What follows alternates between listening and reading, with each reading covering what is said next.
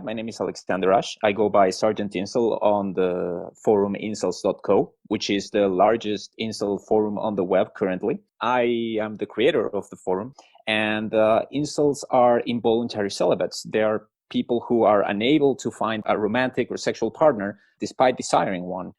Incels are seen by society as inherently dangerous, as bad people who may at any particular moment go on a killing spree. I'm Nana Cates, creator of the podcast Incel, a deep dive into the involuntary celibate community. The show is hosted on a network that mostly deals with true crime shows about murder mysteries and disappearances. And when I first started my research 2 years ago, I thought that maybe the story of Incel, would fit into that category. But after my first interview with a member of the community, I realized that it wouldn't. This would tell a very different story.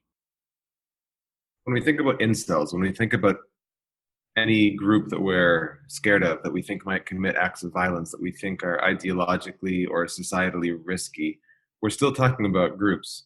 So often the first thought is about the violence, about the harm that they might cause to other people. And that becomes a cycle of reactionary behaviors, reactionary policies, and reactionary decision-making that's so deeply biased around violence as the primary linchpin of concern, right?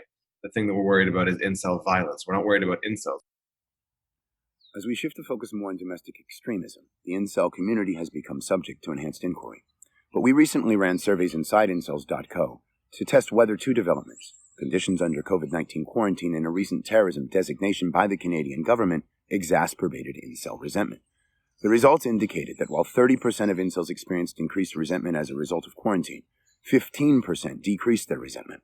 This while 63% felt that the terrorism designation and the flurry of media and expert attention that followed enhanced their feeling more isolated and resentful. These results indicate the need to explore the potential effects of stigmatization and social exclusion on the incel community and hold serious implications for the way we encounter the relationship between extremism and toxic masculinity and misogyny moving forward. Light Upon Light has come to me, and they have tried to really understand the incels and get to the bottom of their issues and their plight. Many incels are isolated, not just in the sense that they can't find a partner, but they don't have friends, or they simply spend a lot of time in their houses alone, and they don't have a setting where they can be themselves and fulfill those social needs. We also try to help people in this area. It's not just about one-on-one interventions. We can do more.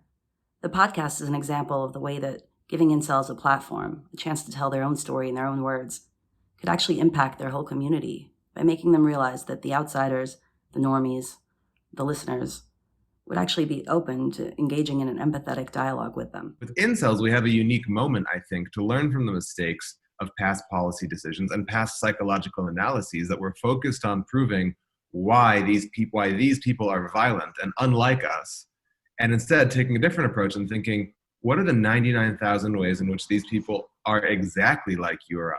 We need to be careful not to conflate the low base rate of incels that go on to act out violently as representative of the general community.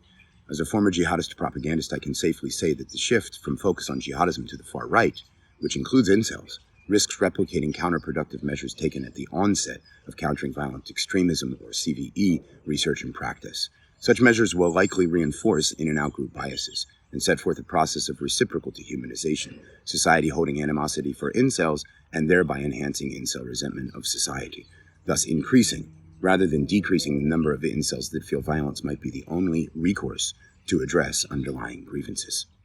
Obviously, the involuntary celibate community has many problems, and I, alongside other people, have been trying to find ways in which to help these people. Some of the ways that we can do that is creating plans or services of some kind to specifically target incels who perhaps feel depressive or have suicidal tendencies or that self-harm. And of course, we also want to target the fringe incel who, for whatever reason, is feeling violent. We're starting a working group to bring together practitioners and professionals and incels and normies and foids. Come join the discussion by reaching out to lightuponlight.online.